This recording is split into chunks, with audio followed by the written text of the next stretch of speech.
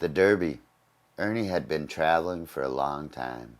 The three wise men he had been traveling with spit on him when he had to stop to piss behind a bush. The older he got, he had to make more pit stops, probably a prostate problem, but they didn't have Obamacare in the desert. And yet he hadn't been able to afford AA road service for his donkey either. Frankly, the three wise men probably didn't think his wisdom was quite up to snuff. Funny, his wife felt the same way when she asked him to grate some Parmesan cheese for pizza. And he replied, "Honey, I thought it came grated and in that green can already." That seemed to leave her deeply disturbed, and she said, "Yeah, Ernie, just like you thought the sushi was overcooked the other night. At least you know the hole in your underwear, face forward." At least the wise men weren't sarcastic with Ernie. Ernie hated sarcasm.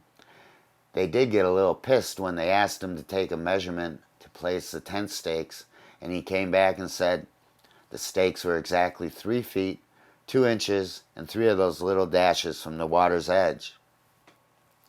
The older wise man said, "Ernie, you couldn't find your own belly button. How are you ever going to help us find the Savior?" Well, Ernie got defensive a little and tersely replied, "Well, I bet you don't know how many championships Michael Jordan won in a row." One of the wise men said that tidbit must not have been written in the Old Testament. The three wise men had a meeting at the oasis and hatched their plan to follow their own star, and left Ernie and his donkey alone in the desert without even oats, Cheetos, or water. Well, Ernie decided to do what he always did when he only had a loincloth and a Cubs hat to his name. He decided to head to the racetrack. It was Derby weekend. He had no idea where he was, but he could always smell money. He got on his donkey's back and headed to Louisville. He gently stroked the donkey's neck and whispered tales of mint juleps and glorious women and glorious hats with brims the size of Texas that kept all the wind and rain and dust at bay. Onward they trekked over land, sea, through Hammond, where Ernie found a basketball left on the playground, because no one lived in Hammond anymore.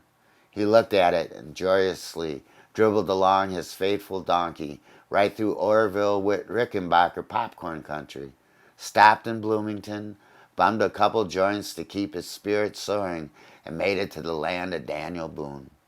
Ernie hadn't eaten in a long time and felt he might now be thin enough to get a mount as a jockey. Victory soared in his steps. Vigilant as always, he had kept $2 to place his bet on the winner. He arrived in Louisville, feeling like a slugger, and stopped at a gas station to piss. He was surprised to find Rick Pitino was an attendant at the gas station. But never being imitated by famous people, he asked Rick if he could keep an eye on his donkey while he visited the men's room. Rick was gracious and said yes, and acted a wee bit humbled by the fact his Cardinals had lost in the tournament and he was now in exile pumping gas. Ernie told him to keep a positive look on life, and after he won the Derby, he'd stop by and give him a cheeseburger. Ernie arrived at the gates of Louisville Downs 5 minutes before the race. He didn't have enough money for admission. Ernie never dropped names, but he was desperate and hungry. He told the cashier he had once kissed the owner of the track's daughter in high school. And didn't that count for something? The cashier said sure and asked what was her name. Ernie not only gave the guy her name, but her height. The cashier smirked at Ernie and said that might be right and might get you inside the gates at Arlington, but wouldn't work here because her father is only a partial owner. The stars, as usual, were aligned against Ernie. He could hear My Old Kentucky Home blaring over the track's loudspeakers. The horses were off. Ernie and his donkey were on the outside watching. Through his blinding tears, Ernie asked the cashier if they had any White Castles in Kentucky. The $2 in his pocket might get him and his donkey each a burger. And against all hope, Ernie hoped he had enough to get cheese on his.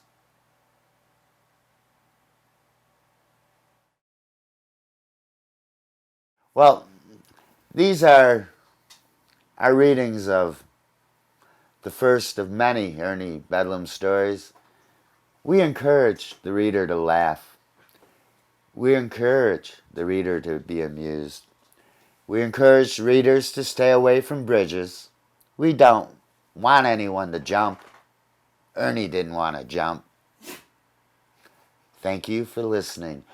Oh, Ernie doesn't like to work. I don't like to work. Any contributions that you'd like to send will not make me unhappy. But more importantly, it won't make my wife unhappy. I like it when my wife's not unhappy. She likes me better. She cooks better. She cleans better when I have money in my wallet. I think that's a little bit universal. But then again, I think Ernie's a little bit universal. Keep reading. Keep reading. Always keep reading.